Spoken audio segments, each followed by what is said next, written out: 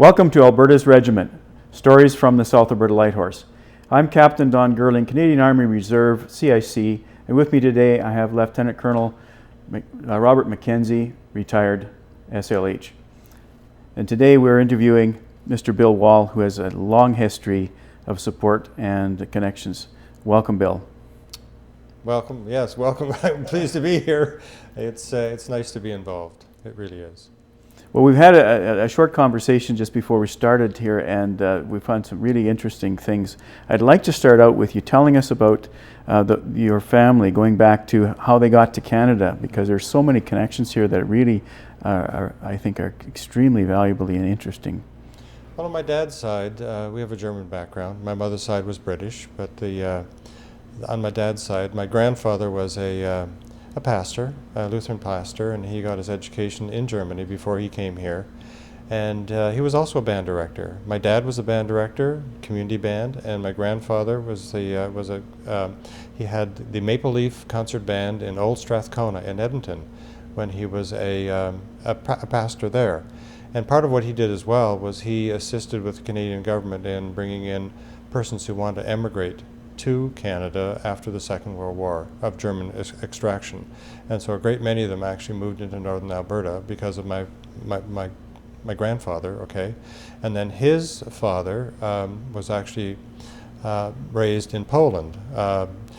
Although German, there were many, many Germans during that time that they moved back and forth, depending upon where the boundaries of the countries were. And so he was actually a blacksmith just outside of Warsaw. And some of his brothers played in the band of the Russian Tsar. And so that was my great-grandfather. He was also the band director within the community. And I don't know the name of the community. We're still trying to find some of that stuff out. And so my lineage is that it's band, band, band, band. And I love it. I absolutely love it. And so then in being in Canada now, my dad in particular took up community band in Drayton Valley, and also he played in various different bands around Barrhead, Alberta, where I was born.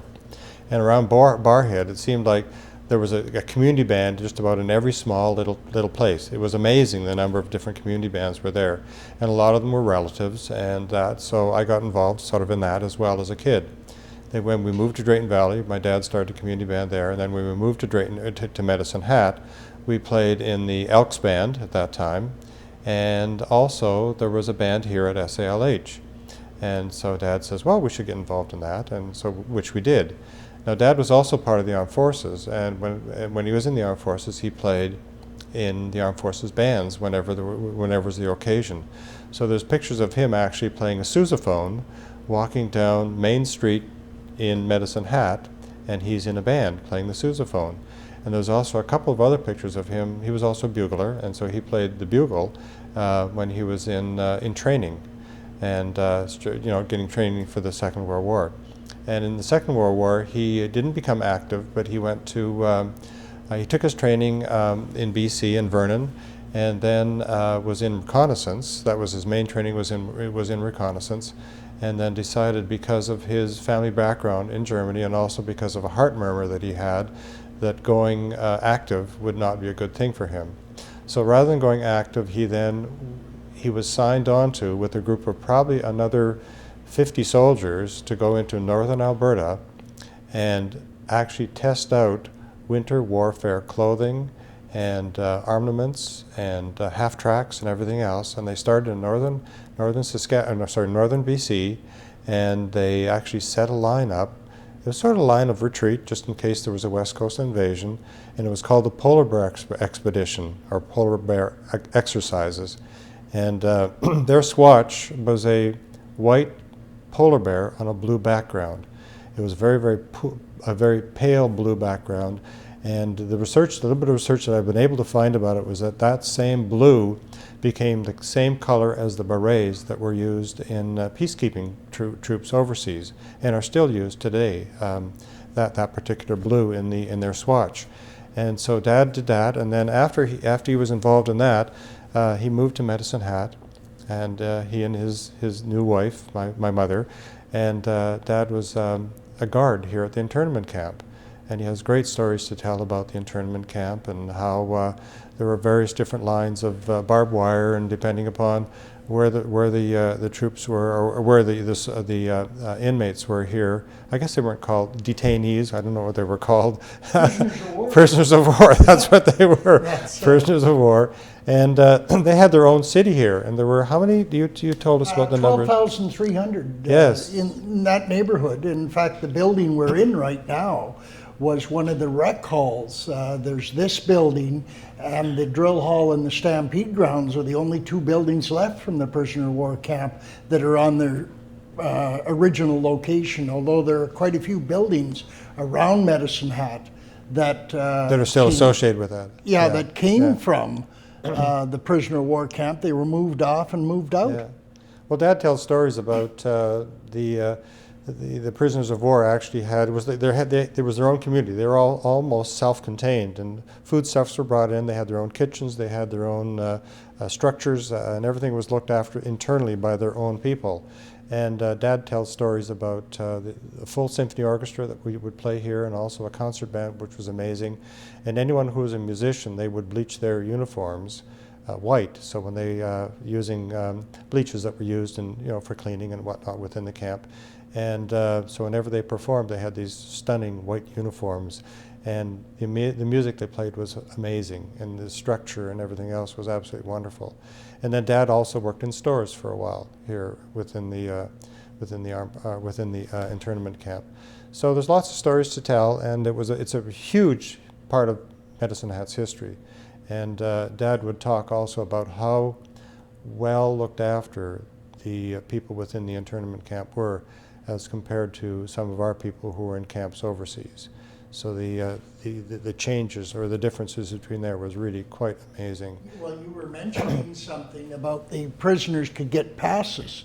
They could get passes, that's right. Yeah. And some of them who, there was a hardcore element within the camp, but then there were also persons who were conscripted within the German army. They had to become active, and so they didn't necessarily ascribe to everything that was happening within the Nazi regime, but so many of them actually, through a variety of different ways, became involved in some of the things that were ran by the Canadian side of the camp. And some of the people had passes. They could go into town. They had people that they would meet with and whatnot. And many of them, after they were shipped back to Germany, they then emigrated back again to Medicine Hat in this area of Canada, which is, it's a very, very strong part of Medicine Hat's history. It's really quite amazing. Well, I heard a story about the prisoners being able to be signed out by farmers and ranchers for the summer. They'd sign them out in the spring and sort of return them in the fall, and they had inspectors that went out to the various farms and ranches and just said, is the guy still there? I mean, we never had anybody escape from this. I mean, where would they go?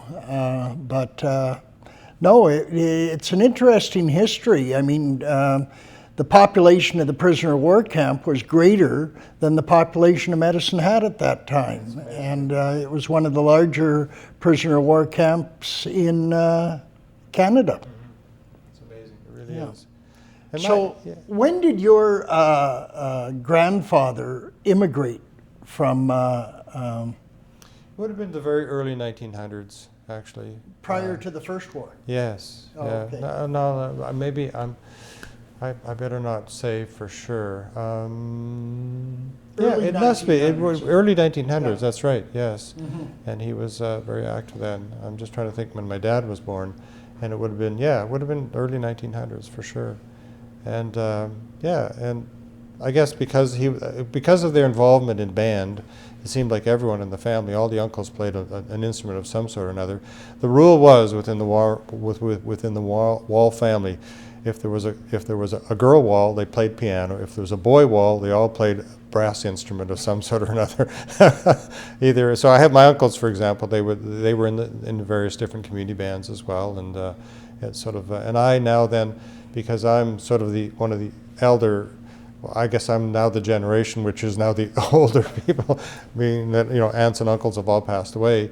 A lot of the stuff that they've had, they've sent to me, and so I got a trombone from my one of my uncles, you know, from the early 1900s. I have a euphonium that actually a baritone. It's a double-belled euphonium that was actually part of our instruments during the 1930s, and because of the depression at the time, and it was actually traded away from our family for a fur coat because we needed a fur coat. We needed clothing more than we did this instrument. And when I was about 12 years old, there was a person in Clyde, Alberta. His name was Mr. Round, and he had purchased actually that, or he was the owner of that instrument now. And I remember as a person being 12 years old, and my dad had got a telephone call from his wife saying that, would you like to have this baritone back again? And my dad said, yes, that would be really quite wonderful. And what had happened was Mr. Round had had a stroke and couldn't play anymore. He was a very, very fine musician, and he would sit in his wheelchair and pine over this euphonium, this baritone. And I remember as a kid going out there and picking it up from him, and when we left, he cried. And so to me, it had an incredible effect on me, because I thought, you know, wow, here's this elderly gentleman, there's this piece of metal, this instrument, this beautiful instrument, and he cried. And so you know, to me that, I sort of said, you know, this is important stuff, and it's sort of it's haunted me all my life, just about that sort of, that event. I still have the baritone. I play it at Remembrance Day services we have here and whatnot, and it's great fun to play, and it's a very unusual instrument. And so it's fun. And so when I was in high school, in Medicine Hat for 1 year, I became interested in SALH, and I became a member of the band here. And before that, I was an air cadet in Drayton Valley, where I used to live. And before that, I was a Cub. You know, I did the Cub Scout, you know, Air Force Reserve or cadet, and then SALH here. And I think, you know, to some degree, it was. I think the uniform always intrigued me. There's no doubt about it. I always felt good when I put on my Cub sweater and my Cub hat and all that kind of stuff, and went off to, you know, the evenings, and kind of, and also the camaraderie with other people of, you know, like interests. And then when I was in the Air Force cadets, we would travel around, and there was always things that we were doing. And I was on their rifle team, and so we'd go away to competitions and that kind of stuff, which was great fun. I really thoroughly enjoyed that. And then in Medicine Hat, coming in contact with the band again through SALH band, and for a while I actually conducted the band here. I remember we used to start in Redcliffe, and we'd play the Redcliffe Legion, and then we'd go to the Robinson Memorial. We'd play there, and then we'd end up at the Sergeant's Mess, the old Sergeant's Mess, and play the night on, playing music, and it was great fun. We had a great time. It was a good time. Well, yeah. Music is obviously a great part of your heritage, and I've noticed throughout the years that you've always been involved in Remembrance Day as a high school band teacher. Mm-hmm.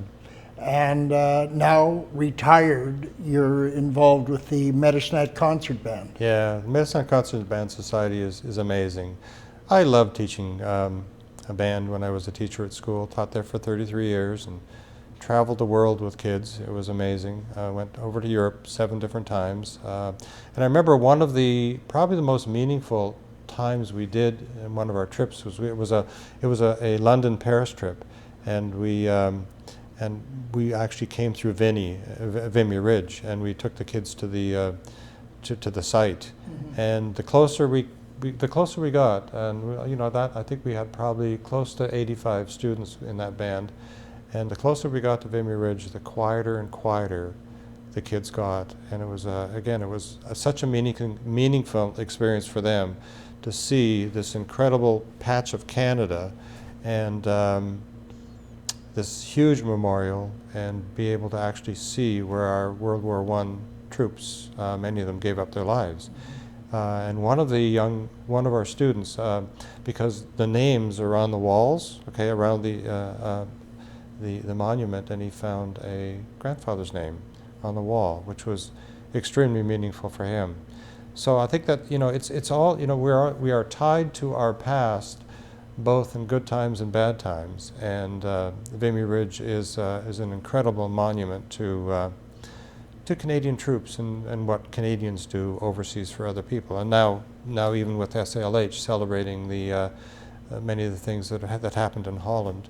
You know more about that than I do then. Yes, well, we had a celebration a couple of weeks ago, referenced the liberation of Bergen op Zoom with the Medicine Hat Dutch Canadian Society.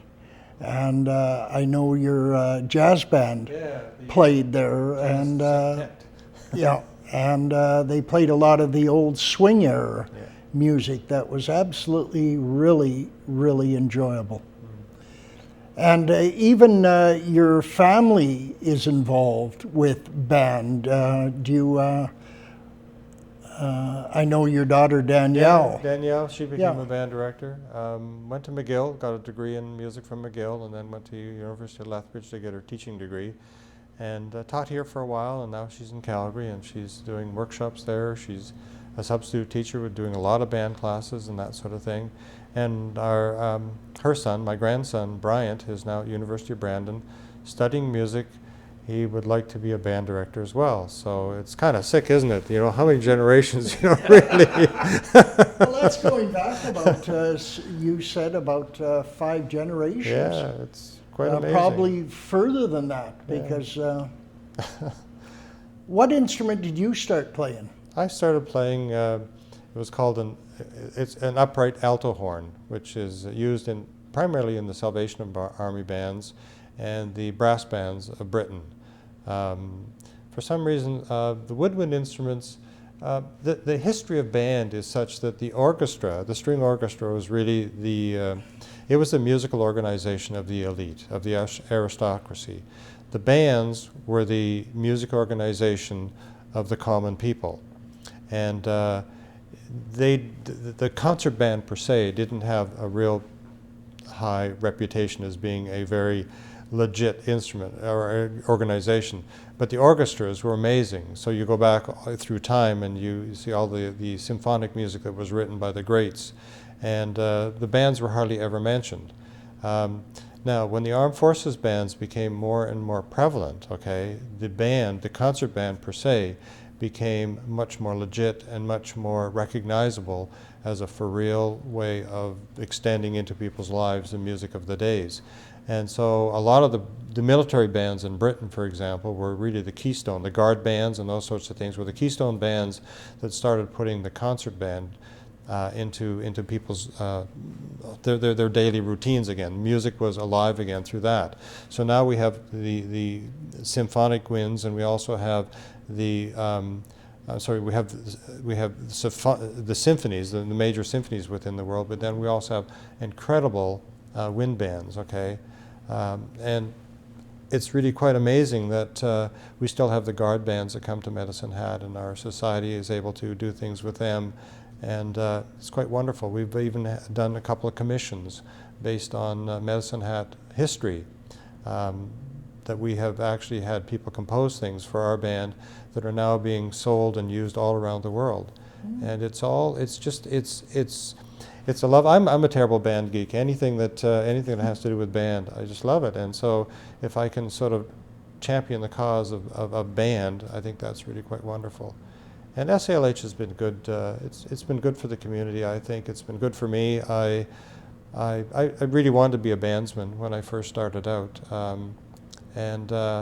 But between encouragement of a superintendent here in school, and who actually gave me a bursary to go to university, $500 a year for 4 years when I took my ed degree at the University of Alberta, with his encouragement and everything else, and he guaranteed me a job when I finished my training at the University of Alberta to come back and teach here. It was Frank Ret'd. Yeah. Frank Ret'd was an amazing person out of Grand Prairie. That's where he came from. He started the fine arts program in Grand Prairie, and when he moved to Medicine Hat, he was so pro fine arts here as well, and started the band programs here in Medicine Hat within the schools. And when I came back from University of Alberta, I became the band director of Crescent Heights, and stayed there for 33 years. And it's so with his tutelage and with his assistance and everything else, and also talking with persons within the armed forces, because again, I wanted to be a bandsman, and they were decommissioning the bands at that time, and they said that, you know, it's a great life. It's not a family life because you're always on the road and there are issues behind that and everything else. But he said that most of them said, if you have the smarts and if you have the drive to become a teacher, do that. And so, which I've done. And it's been great. I love it. Hope I can keep swinging my hand around for the next 10 or 15 years. Director, I think that I know I work up at the what they call the simulation center up in Edmonton, and right on the end of the that is the artillery band. Oh, amazing band. Area. Just phenomenal And band. I often go over there and talk to them, and that's an interesting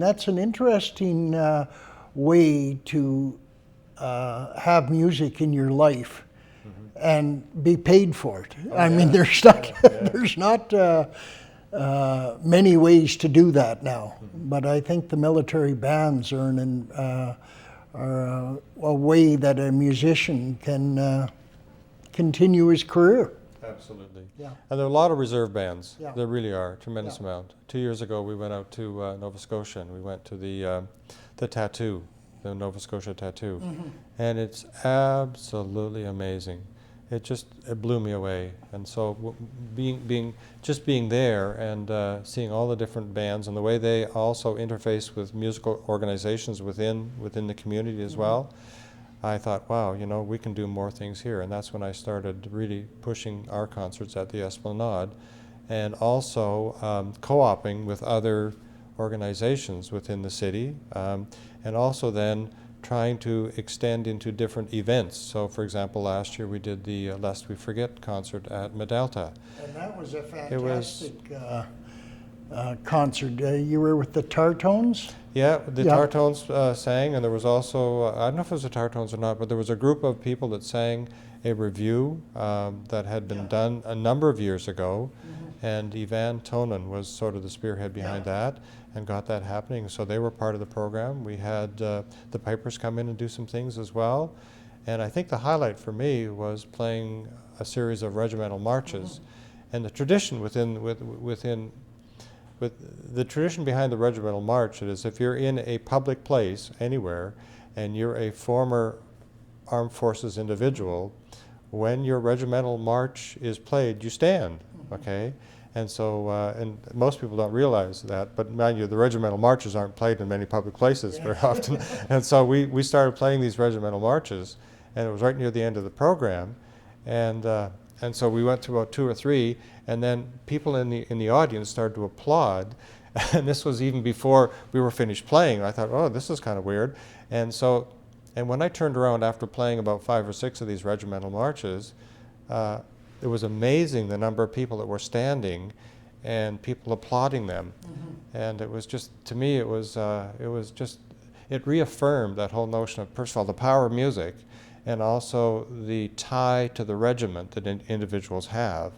And so we finished off with a march called Coat of Arms, and how we all wear our insignias, we all wear our badges, we all wear our, it's even in sports, you know, you have the insignia on the uniforms and all that kind of stuff, but how important the insignia of the troop is to each individual regiment.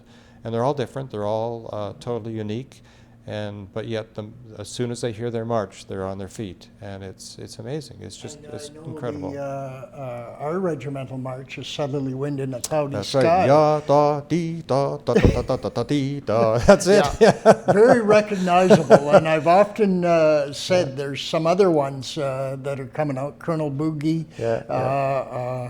Well, there's so much good music. There's so much good music that's associated with movies, for example, a tremendous amount. And so over the last year or two, I've been trying to track down a lot of that stuff. There's a great march called Aces High. There's another one called the Dam Busters. And I've been able to track down these marches, and I've actually got them now. And some new arrangements, some great arrangements. And then also there are several different things that are done. There's a sunset ceremony, And then there's the Beat the Retreat, and several things that I've done that are sort of, they're different, but they're forms that you try and follow. So what we're trying to do is we're trying to put together a sunset ceremony that we will use here in Medicine Hat, using our concert band society, and also in connection with SALH, do some things that would be really kind of neat and unique that the general public can be invited to see and to hear some of those great marches, and then also to tie together what it is that makes this regiment special and unique. And so we've been working on that, and I've just about got it together. And we just have to find some dates, and there's a couple dates have already been suggested for next year, right around what's the one that happens in June? The Decoration Day. The Decoration Day. We're trying to think of maybe a day before that, doing a sunset ceremony. That's the first Sunday in June. Yeah, so we're maybe thinking of the Saturday prior to that, and doing a sunset ceremody. And I have a suggestion. If you want a cannon for that. Oh, I've heard about the cannons. Yeah. Yes, I belong to the South Alberta Horse Artillery. Oh, wow. And we have 2 cannons that we can fire. Well, our goal is to finish off the evening with the last part of the 1812 Overture, and it actually has for real cannon in it. So we could be waking up Medicine Hat that evening. But anyways, that's the goal, and we're going to try and do more things like that. The guys in the band love to play. They just absolutely love to play, and any occasion we can do something which both is entertaining, educational, and just fun to do, then we do it. So it's great fun. Life is good. Yes. Well, I just find it so amazing. Like, you didn't mention the fact that your dad also played in the South Alberta Light Horse Band. Did, yeah. So both of you played in that band, and that's incredible. Dad played sousaphone in several different military bands and the reserves, I think, and also I have no idea for what it was, but there's pictures of him walking down the street in Medicine Hat with a group of cadets and also a group of soldiers, and they're playing in the band. He's got the sousaphone wrapped around him, and then he was also a bugle player in the armed forces, so he knew all the bugle calls and that kind of stuff. And there's several pictures of him as well. And Dad was part of the Polar Bear Expedition, as we talked about earlier. And it's, there's a lot of history, and a lot of history which a lot of people don't know about. And it's amazing how our armed forces in Canada have actually, they've really shaped to a large degree our country, and little pockets, and a lot of things that we don't really even know that's happening that are positive within the armed forces and the reservists within Canada. We think of some of the tragedies that happen and severe issues, and how the armed forces are pressed into service to help out. There's all kinds of things. Even coming out here and walking into this particular parade hall, it's a different world. It's a totally different world. It's kind of neat when you walk in as a civilian and the young man comes up to you, "Sir, can I help you?" There's that sense of discipline and that sense of order and that sense of protocol, which is different here than just about anywhere else you'll see in Medicine Hat. It's almost a world unto itself.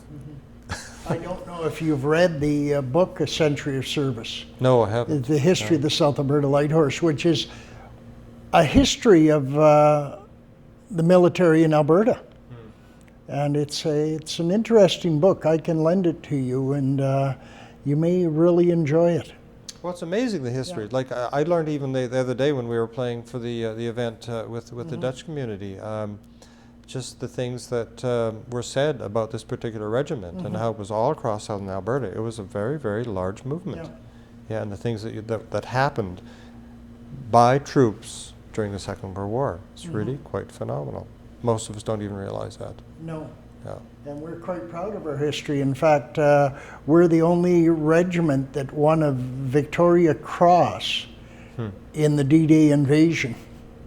The part of the operation of the D-Day invasion when David Curry was awarded the Victoria Cross at St. Lambert-sur-Dive. And quite an honor. Yeah. And the regiment has done a lot.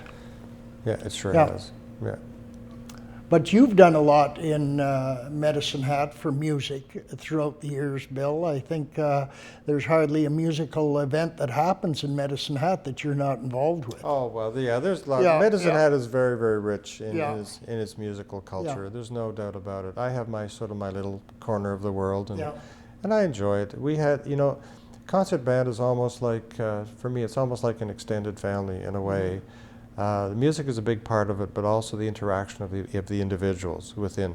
It's like any good team, any good organization, any good troupe. The interaction amongst the individuals and how they look after each other is very, very important. And they're doing some really, really good things. They really are. But It's great I fun. know, and that your 33 years at Crescent Heights High School have resulted in an awful lot of lifetime music players. Well, some people are still playing. Yeah. I think, and even if they're not playing, I think they have a better appreciation of music. They also have, many of them say that, you know, being in the band was one of the best things they ever did in high school. You know, they loved it because it's a different world. It's when they walk in the band room, we use a different language, we use a different skill, we use, there's all kinds of things that are totally unique within the music room. It's like going also into an art room. It's like going into a drama room. It's different from a classroom where you're learning the academic courses, okay? And it also stretches a different part of your brain, which is very, very good. There's good things that are happening all the way around. And I think that it's a win-win sort of a thing, win-win-win. There's all kinds of things, good things that happen through our fine arts. And I'm just really pleased that I've been able to be part of that fine arts education within Medicine Hat. There's good things happening here still. You know, we just start it and then other people take over. It's funny, we think we're the only people that can do it, and then we retire and we say, oh, other people can do this too. So it's kind of neat. So we're not an entity unto ourselves. We're just part of the program. I said, I've often heard, if you think you're indispensable, take a glass of water, stick your finger in, pull it out, and see the hole you leave. That's right. Yeah, it's quite amazing. Yeah. You've been a fixture, really, in the November 11th realm. I don't remember very many years, and I spent many years standing in the cold, and there's always been, if it wasn't you, it was another wall playing the last post. Yeah. So there's really a huge heritage there. And you know, and I still play the last post at some church services. I play it at some of the schools still.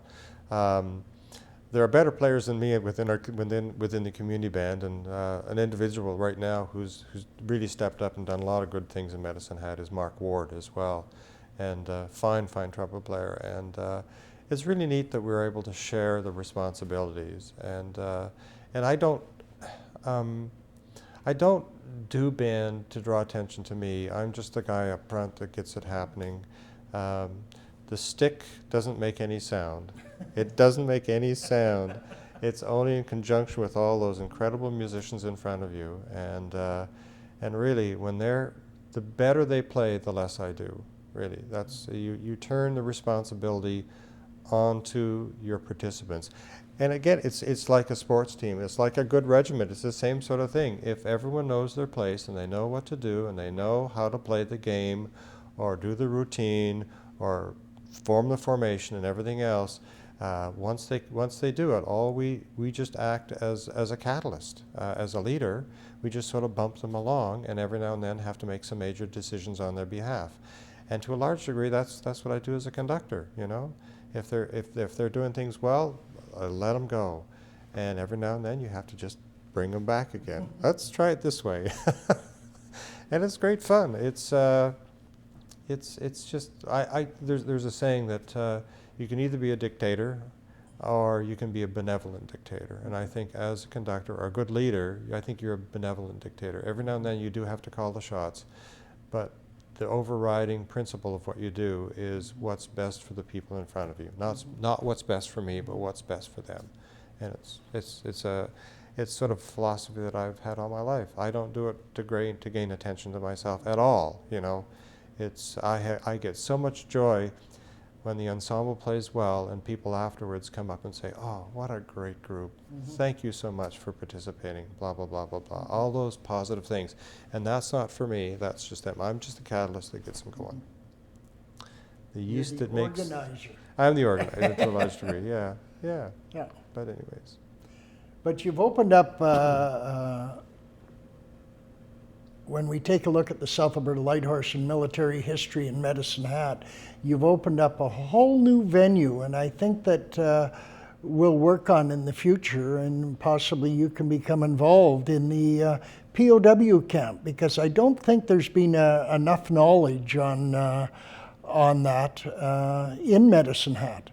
Right, and look at the positive side of it. Okay, Yeah. there are lots of positives that came out of that. It's negative as well to some degree, but there are lots of the positive, good things that have come out of having that thing here, having that structure here in Medicine Hat. We've got a lot of immigrants that returned to Medicine Hat. Yeah, and also even looking at the individuals who have been part of the armed forces, for example, who maybe have done what they do somewhere else, but now have come to Medicine Hat. There's a tremendous history here of individuals. For example, what did my dad do before he came to Medicine Hat, for example, within the armed forces?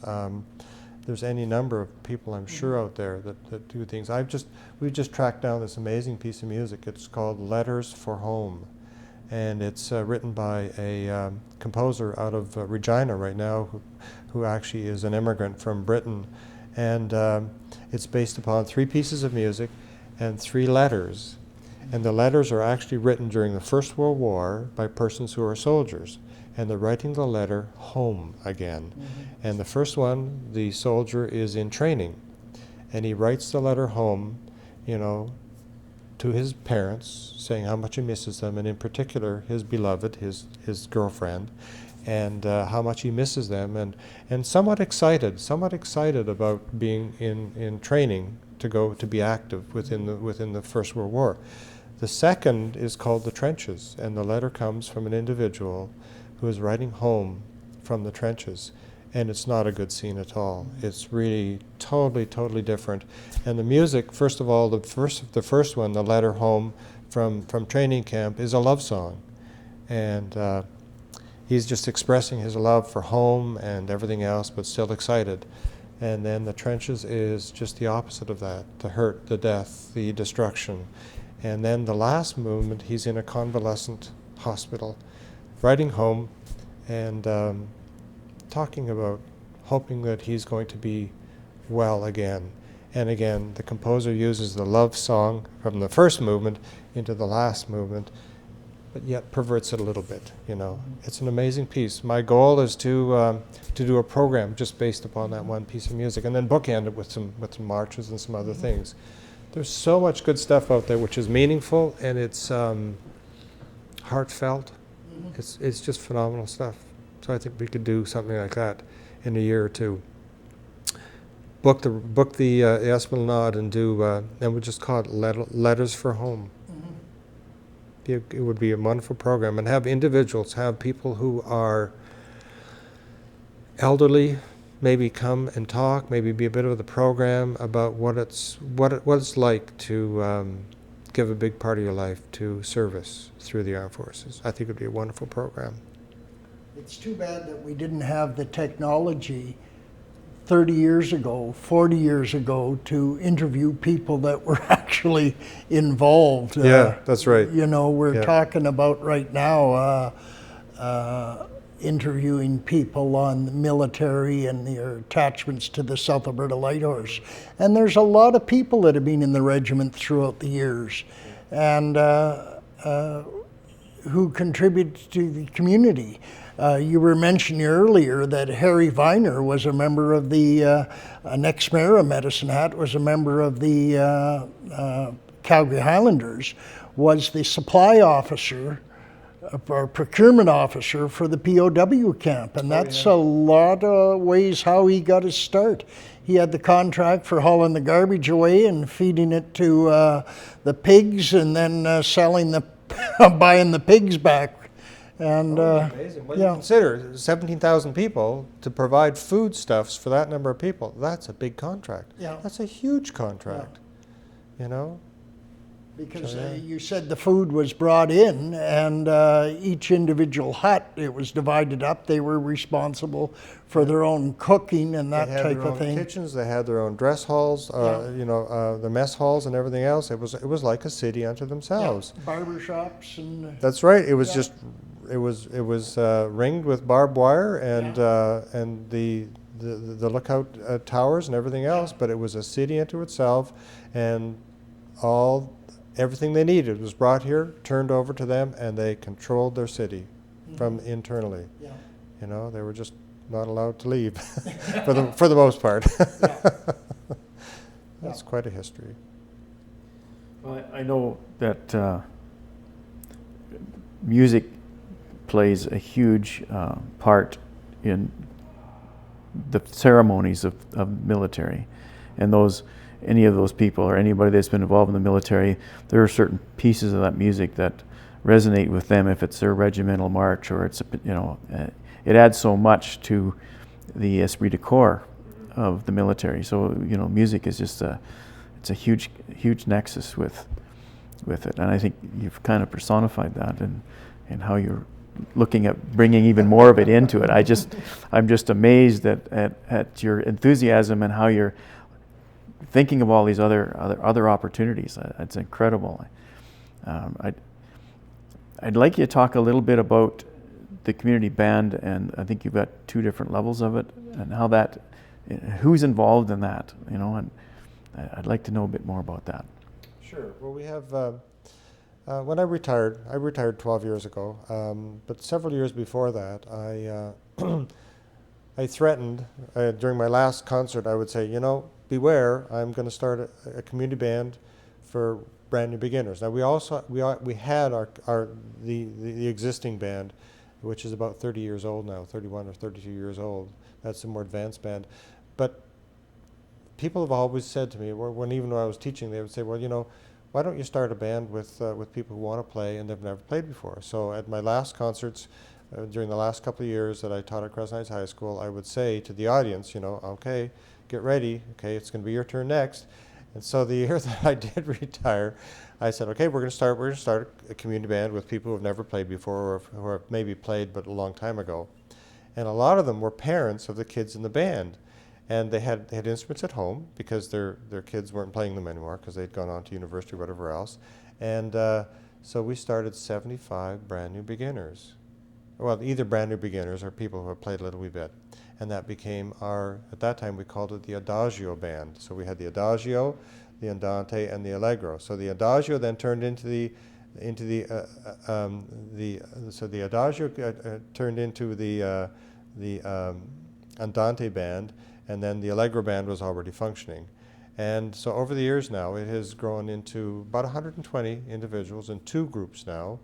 And if anyone wants to start, I still start them individually on a Wednesday night. So Monday, Tuesday night are our band rehearsals, then Wednesday night is sort of a catch-all night. And if people have to be brought up to steam, or if they want to try an instrument and I have one, then they can come out and use it and try it and see if they want to join. And we're a society, and so we meet Monday, Tuesday nights, rehearse from mid-September through to the middle of June, okay, and that's sort of our season. And we're a society. People pay into the society, but they get the majority of it back as a tax receipt because we are a charitable society. And we have probably in the neighborhood of $150,000 in stores, that is instruments that we have purchased for usage, and also the music that we have. And also the school district has been more than generous in that they allow us to use the Crescent Heights High School band room at no charge.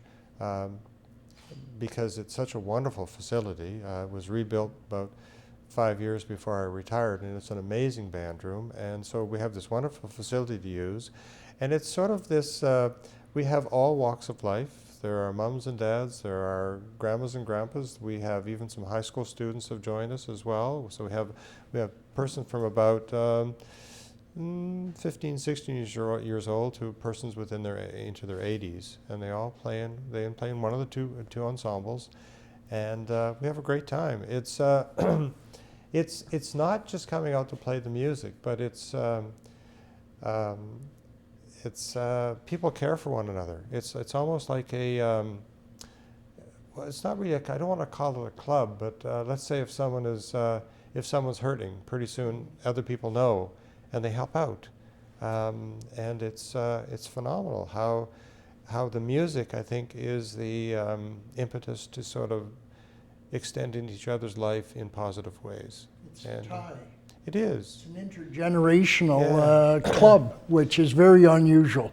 And when you're playing music, your music goes to a different part of your brain. And I've played in concerts sometimes which have been absolutely exquisite, and people afterwards would say, "Well, that was just amazing. Tell me about it." And you go, "That was kind of cool. That was kind of neat. We enjoyed it." But you lose specifics. Okay, it's just this wash of the total event. You have a feeling of, it's like when you sit down for a really, really incredibly good meal, and people say, "Well, that was just, tell me about that meal." You say, "Well, it tasted really good," but you can't think of any specifics. It's a total, you're totally immersed in this incredible sort of a feeling. So and it almost it defies words. It goes beyond words. It's feelings only. And so we have language in order to explain the feeling, but sometimes it's hard to. You can just say, "I don't know, it was great." What else can you say? And I think that's what people love about playing in the community band. They do something creatively together, which is different from anything else they do during the day. It's good fun. It's amazing. I love going and listening to any of your concerts. I try and get to as many as I can, and my son, of course, being involved in music too. I guess it prompts me to have a little greater appreciation for it in my daily life. It is certainly something that enriches people. Well, and we're co-oping with other groups in the city. Our winter program this year, we're combining with the Limelight's dance studio, and so we're going to do 3 movements from the Nutcracker Suite, and so we'll have probably 20, 30 kids dancing ballet and tap and whatnot. We're doing this a Shirley Temple tune from the 1920s called the Toy Trumpet, and in the original movie, Shirley Temple is tap dancing. So we've got these. There's, I don't know how many students, 4 or 5 or 6 students, grade 3 and grade 4 students. I guess they're dynamite tap dancers, so they'll be out there tap dancing with our concert band. So go figure. And then we're also doing another piece called Santa Baby. Santa Baby, do-ve-do. So there's going to be a little twist to that as well. So and it's all good fun. It's we've done things with choirs. We've done things with individual soloists. And it's wide open. I want to do something on a cowboy theme one year. I've got this great arrangement of Willie Nelson tunes, and there's any number of things you can do. And what I'd like to do before I wrap it all up is, whenever that happens, bring back some of our people who have left Medicine Hat and are now professional musicians. Bring them back and feature them. People like Terry Clark, for example.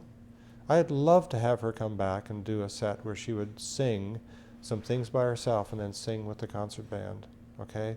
Or Gordie Johnson. And you instructed too. Yeah, and Gordie Johnson from Big Sugar. Yeah. He was in grade 12, and he was an amazing musician then, and now they're famous beyond belief.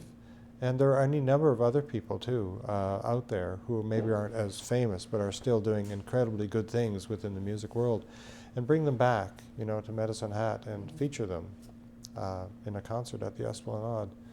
I think it'd be amazing, just phenomenal. It would be. Yeah.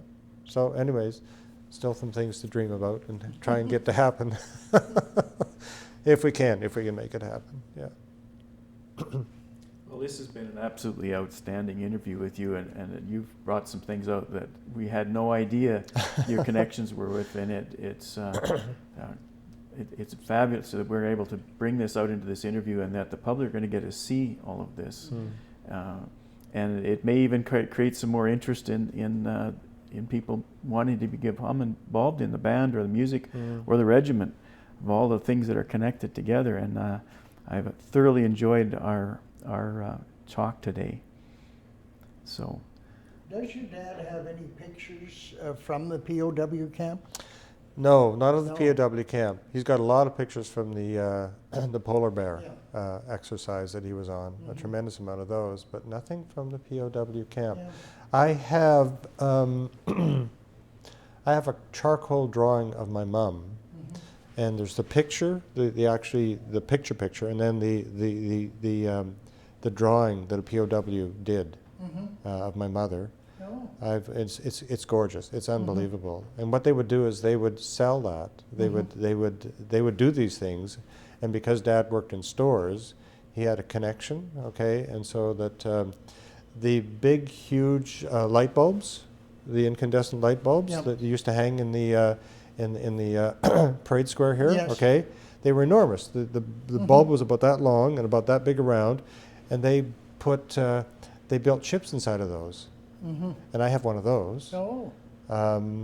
Let's see now what else they have. My brother has. They built a ship. One of them built this ship out of wood, and it was just bits and pieces of wood from packing crates. Okay, and they would cut them into small little pieces, and they built this huge, beautiful boat out of all these tiny bits of wood that they put together. It's gorgeous. And I think there are things in Medicine Hat, even in people's own homes and collections. It would be really neat to have something like called POW Art Day or something like that. Have the Esplanade or here sponsor it, and just bring in the things that they might have that initiated here in the POW camp. I think I've got three pieces, 2 or 3 pieces. I have the thing of Mom, and then I have the boat in a bottle. And it's pretty cool. And they would sell them, and I don't know what they would use the money for. I'm not quite sure, but Well, they would probably use it for just buying things. cigarettes. I have no something. I have no idea. I don't know what things that they couldn't get, maybe in the stuff that was provided them. I don't know. I have no idea. But it's again a very, very interesting part of Medicine Hat's history. We should look for part of our POW display that's in our museum. Yeah. Get some of those. I don't know how one would go around Well, advertising. other than to say, if you bring awareness to the POW camp and everything else, there may be individuals, for example, who would donate to the regiment things that no one wants in their family. Okay, Yes. and so rather than going to landfill, Or that have some send here. meaning to the person that has them now. Yeah. And in future generations will have no meaning. I was at the LeMay Car Museum just south of Seattle this summer, and the majority of the vehicles in there have been donated from people whose family members didn't want them anymore when someone passes on. And they are unbelievable cars. Now, why can't we think about people in Medicine Hat as well who have things that were meaningful to them but not meaningful to anyone else beyond them? And if they were to come to a place where people would come and see them and enjoy them and say, wow, isn't that neat? That would be kind of cool. Yes. So it's another thought to think about. Yeah. It's amazing. Good stuff. Well, thanks again for taking the time to come and visit with us today and tell us about your family and your connections. It's been an outstanding time with you. This is Alberta's Regiment. Thanks for watching.